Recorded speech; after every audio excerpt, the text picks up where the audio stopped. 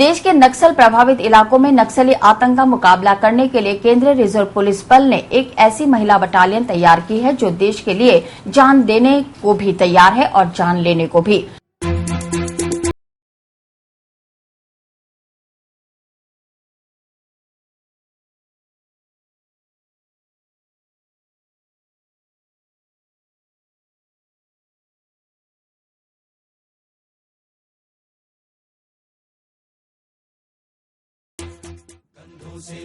44 सप्ताह के कड़े प्रशिक्षण के बाद शुक्रवार को इस महिला बटालियन को सीआरपीएफ ने अपने बेड़े में शामिल कर लिया।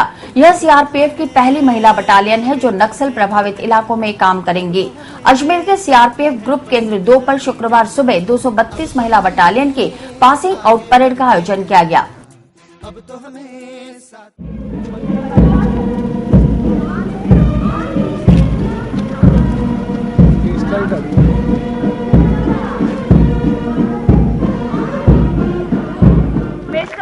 कृपया अपने स्थान पर खड़े होकर सम्मान दें एवं वर्दीधारी सैल्यूट करें।